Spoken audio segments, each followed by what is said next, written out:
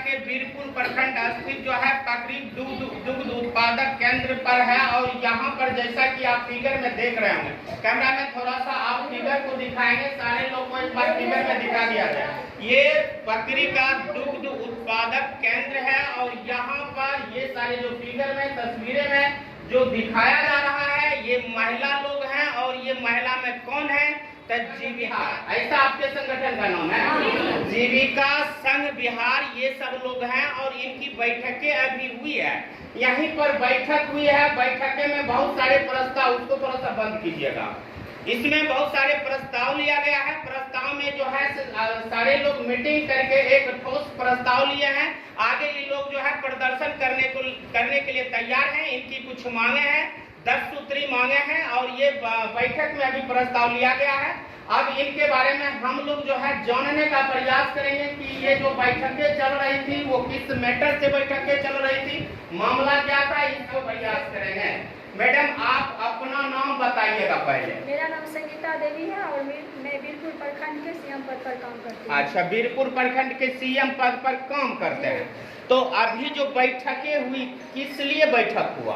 हमारी जो मांगे हैं, हमें अपने जो नीतीश कुमार सरकार से हम अपनी मांगे को रखने के लिए सभी दीदी को बैठक में बुलाए। क्या मांगे हैं आपकी? हमारी मांगे हैं सरकार से, जो हम 10 साल से काम कर रहे हैं। हाँ। और हमें प्रमाण पत्र व ID कार्ड नहीं मिला है, हमें ड्रेस नहीं मिला है, हमें 60 साल का प्रमोमेंट किया जाए। सरकार से हमारी मांगे हैं। हम कहीं मीटिंग करने जा रहे हैं तो हमारी कोई पहचान नहीं है। कोई दीदी रास्ते में ही बोल देती है कि 10 टकिया वाली दीदी जा रहे हैं। हमें यूनिफॉर्म मिलना चाहिए, हमें ID कार्ड मिलना चाहिए और हमें सम्मानजनक वेतन भी मिलना चाहिए। हमें 2000 हम लोग को मिलता है, किसी दीदी को 2000, किसी दीदी को 4000। और उसके बाद CCSE से हम लोग को धमकी भी सुनना पड़ता है। इसलिए हम नीतीश सरकार से मांग कर रहे हैं तो धमकी देने वाले पर अविलंब रोक लगे और हमारा जो नौकरी है हम उसको 60 साल परमानेंट किया जाए। हमें नियमित रूप से बहाल किया जाए। हमें जो मेडिकल सुविधा सरकारी ACCC को मिल रहा है, हमें मेडिकल सुविधा भी मिले। 8 लाख का मिलनी चाहिए। हमारा वेतन कम से कम 25,000 होनी चाहिए। हम जमीनी स्तर पर काम करते हैं, शुरू से हम अपना जो काम कर रहे हैं, शौचालय से लेके थाली बजाने तक का काम हम लोग किए हैं। जो दीदी बाहर में शौच करने जाती थी तो हम लोग को कहा गया कि सरकार जो थाली बजाइए, शाम सवेरे बाहर में दीदी शौच कर रही है वो अंदर जाएगी, शौचालय बनाकर, और दीदी अंदर में नहीं शौच में जाती है। वो भी काम हम लोग किए। कोरोना काल में भी हम काम किए, वैक्सीन का काम किए। जो सब लोग घर में रहते थे, हम लोग दीदी के घर जा के कहते थे दीदी चलिए वैक्सीन लेने के लिए। उसके बाद हम दहेज प्रथा पर काम किए। उसके बाद राशन कार्ड का सर्वे किए, जो भी दीदी छूटा हुआ था परिवार उनको राशन कार्ड हम लोग बनवाए। उसके बाद शराबबंदी में हम लोग सभी दीदी एकजुट होके और पूरा रास्ता जितना है CM दीदी से भरा हुआ रास्ता था, मानव श्रृंखला में हम लोग भाग लिए। सुबह से लेके 1 बजे तक धूप में खड़ा रहे मानव श्रृंखला में। हम लोग से ऐसा कोई भी काम नहीं होता हुआ है। हर काम पहले जब हम समूह बना था हम लोग को कहा गया था जो सिर्फ आपको मीटिंग करना है। अब जितना भी काम होता है उतना काम भी करते हैं और फिर भी ऑफिस से ACCC से प्रताड़ित किया जाता है। जो काम से हटाने का धमकी देता है, आप काम नहीं करते हटा देंगे। हम लोग गवर्नमेंट ही होना चाहिए काम, सरकारी कर्म, यही मांग ना आवेदन है ना कुछ है मेरे पास, ना ID प्रूफ्ड है। ID प्रूफ्ड रहेगा तब तो हम किसी दीदी के सामने बोल सकते हैं बेझिझक होके कि हम भी CM का काम करते हैं। लेकिन हमारे पास कुछ भी नहीं है। अभी कहीं भी जाते हैं तो बोलते हैं कि जीविका का अभी 10 टकिया वाली दीदी आई है। इसलिए हम लोग को शर्म लगता है कि हम कैसे काम करें। इसलिए हम लोग को कोई प्रूफ्ड दिया जाए जिससे हम भी गर्व होकर काम कर सकें। हम लोग जैसे बैंक से लोन निकलवाते हैं, दीदी को देते हैं, उसके बाद जब वसूली का टाइम होता है दीदी जमा नहीं करते हैं, किसी वजह से NPA आता है तो सबसे पहले CM को फोन आता है कि आप चाहिए क्या कर रहे हैं, पैसा जमा करवाइए, नहीं तो 5 रुपए ब्याज लेके आप बैंक का पैसा दीजिए, चाहे जैसे भी हो। हम लोग के साथ ऐसा क्यों होना चाहिए? हम लोग तो किसी के ऊपर हमको क्यों प्रताड़ित किया जाता है कि आपको अगर कोई तरह की दिक्कत हमें मदद करने के लिए नहीं आता है। जैसे हम देखिए समूह बैंक में जो हम समूह से लोन दिलवाते हैं मेंबर को, तो एनपीए जब हो जाता है खाता, मतलब मेंबर लोग जमा नहीं करती है टाइमली, तो उस टाइम जो है हमको आता है ऑफिस से फोन कि आप सीएम दीदी जमा करवाइए, चाहे जहाँ से करवाना हो आप करवाइए। तो हम जाते हैं रुपया वसूली करने के लिए। कोई दीदी टाइम से देती है, कोई नहीं देती है। नहीं देने के बाद भी हमको वहाँ से धमकी मिलता है, क्या कर रहे हैं आप, रुपया नहीं जमा करवा रहे हैं, आपको काम करना है या नहीं करना है, इस तरह को धमकी देते हैं। अगर कोई तरह के वहाँ से हम गर्म होकर शासन करके अगर रुपया मांगते हैं, तो वो लोग भी हमसे उस तरह के दुर्व्यवहार अगर करती है, तो हम अपने ऑफिसली आदमी से मदद भी मांगते हैं, तो कोई हमको सहारा देने नहीं आता है, वही काम रह गया, कोई नहीं आता है, हमको वही काम रह गया है, नहीं आता है, जाएंगे हमें नहीं जाना है, आपको जैसे भी करना है आप करिए। अगर काम करने का मन है सही कीजिए, नहीं तो काम छोड़ दीजिए। बार बार प्रताड़ित किया जाता है। देखिए भैया 2-2.5 हजार में क्या होगा, कुछ होगा, कुछ नहीं होगा। फिर भी अगर कोई काम ऑफिसली होता है तो फील्ड में वर्क हम ही लोग करते हैं, फील्ड में धूप बारिश जो भी हो हम ही करते हैं। अभी कुछ भी काम हो तो अपना हम किराया भाड़ा लगा कर जाते हैं। हमको भाड़ा भत्ता भी मिलना चाहिए 3000 महीना, जो भी होता है हमको 25,000 मिलना चाहिए सैलरी।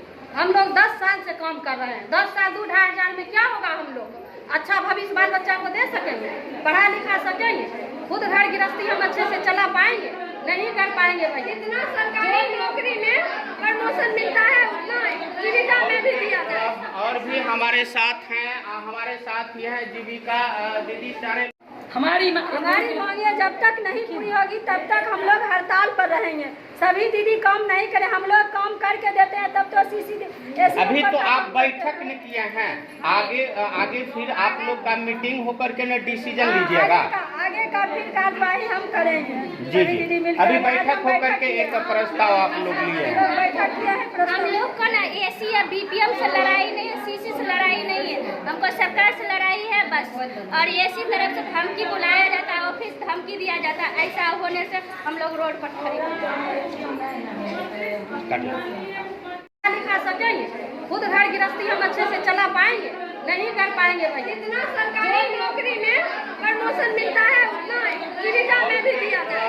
हम दूसरे नौला पंचायत से मैं सीएम का काम करती हूँ। अच्छा। जब सीसी भैया कहते हैं आज का कैंप लगा हुआ है, पैसा जल्दी निकासी करवाइए, जाइए बूथ में अभी प्रस्ताव लिख करके निकासी करवाइए। इस दिन कोई दीदी लेने के लिए तैयार नहीं होता है, तो बार बार कॉल करते हैं, भर दिन करते करते शाम को 5 बजे भी कॉल करते हैं कि आपके समूह खाते में पैसा है, निकासी करवा दीजिए।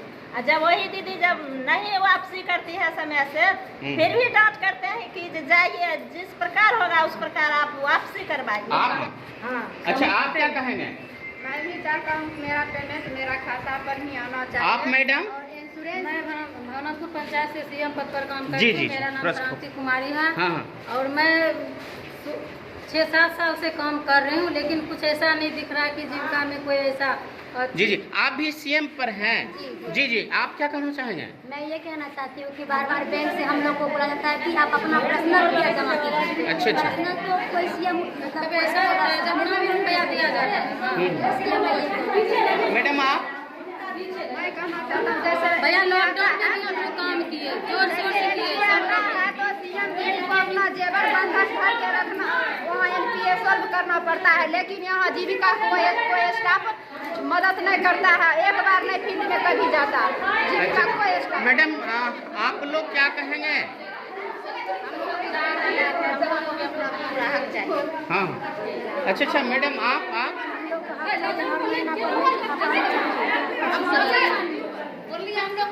क्या बोलना चाहेंगे? हम प्रखंड से हैं, हम 10 बरस से काम कर रहे हैं जीविका में। जितना मेहनत हम लोग करते हैं उतना हम लोग को पेमेंट बोलने भी शर्म आता है कि 2000 कमाती है, 10 टकिया वाली है दीदी।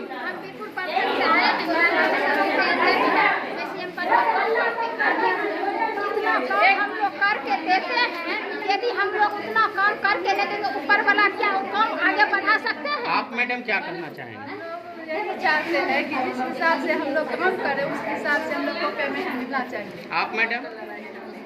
जी आप मैडम? प्रखंड से आई हूँ और सीएम के पद पे काम कर रही हूँ। आप मैडम थोड़ा सा इधर आएंगे। क्या कहना चाहेंगे? आप तो बैठक में बैठे हुए थे।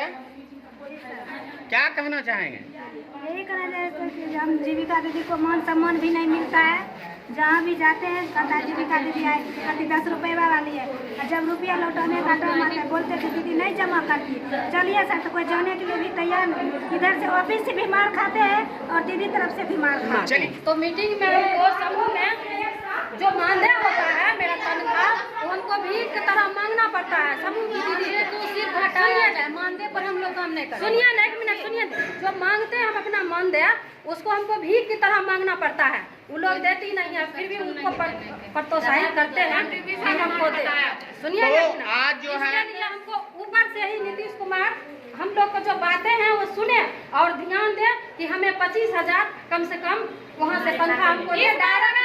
इस बार अगर मेरा वेतन बढ़ा तो ठीक है, नहीं तो 2025 में अपना तनख्वाह बदल देंगे। हम लोग अगर नारी शक्ति हैं, हम लोग अगर चाहेंगे जीविका की दीदी, हम लोग सरकार बदल सकते हैं, हम लोग सरकार बना सकते हैं, चाहे सरकार गिरा भी सकते हैं, सरकार को गिरा भी सकते हैं। नीतीश कुमार जी हम लोग की बातें सुने और हमारे मानदेय पे ध्यान दे, नहीं तो हम लोग सरकार बनाएंगे तो सरकार बदल के वोट भी उनको नहीं मिलता।